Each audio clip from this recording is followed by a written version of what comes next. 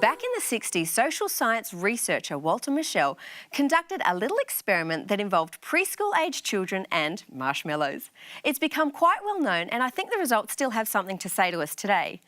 Mary Ellen, talk us through this, because this was done a while ago, but there's been some conflicting reports recently. There has. It's very interesting. This study is obviously very famous. Everybody seems to know about it. But for those who don't know about it, essentially they got a group of toddlers and they sat them down, and I think they filmed most of them as well. And they gave them one marshmallow and told them if they could wait for 15 minutes before eating it, that they could have another marshmallow. And so some of the toddlers ate the marshmallow before the 15 minutes was up.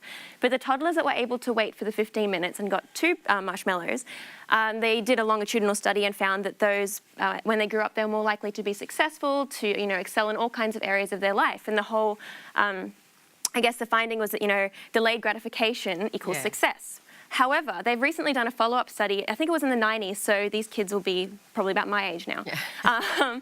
And they found, so basically, they noticed that in the original study, it was a very, very narrow sample size. Well, it's done at Stanford as well, University. With, an elitist group of preschoolers. Exactly. And so all these people were quite socioeconomic, in a high socioeconomic class. But the follow-up study was a much broader group of people, or toddlers, 900 of them to be precise, from various different backgrounds.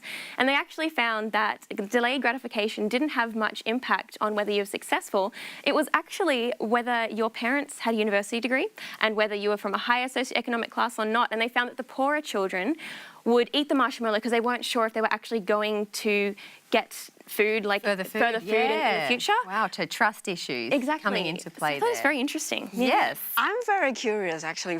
This is a question for you, Rachel, because you actually wrote an article for us in the magazine about how to prepare your child for a successful career, and you referenced the Marshmallow Test. I did, yeah. And you said that is a kind of a good indication, to prep them. What do you feel? Well, I don't know that the Marshmallow Test is a good sort of, it's not going to tell you if they're going to have a great career, but it sort of gives you a snapshot into where they are in terms of self-discipline. Okay. And that's sort of one of the areas, like it sort of makes common sense that self-discipline would actually help in success later in life, whether it be health or your career or all sorts of things.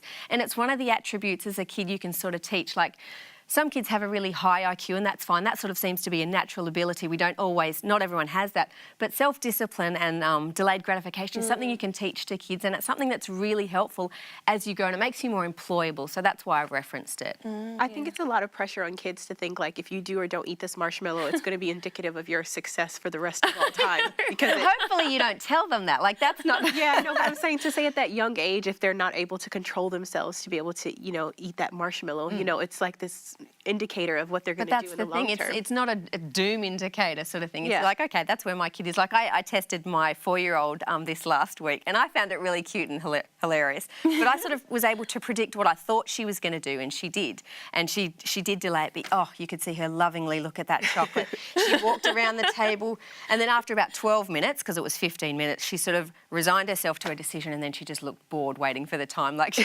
it's a really interesting process to watch how kids handle that dilemma. And I think that's the interesting thing about it. I don't necessarily think, just coming back to the original study, I don't necessarily think that the follow-up study sort of negated the findings of the first study. And I think if you are in a well-off enough position, potentially, that delayed gratification definitely does still, I think you're definitely right, it definitely still has impact. But it'd be really interesting to do maybe a follow-up study and just see, the kids that were in the lower socioeconomic class that did wait versus kids that are in the higher economic class that didn't wait, just to see if there is, I don't know, if it actually does have a big of an impact as we think. I think they both have to have an impact, like the way you're brought up and those circumstances, plus some of the skills that you can develop along the way. It's all got to contribute, doesn't it? Look, maybe you've done something like this with your kid at home. Have you tried the Marshmallow Test? Would you? If you do, jump onto our community on Facebook and let us know. We would love to hear your story.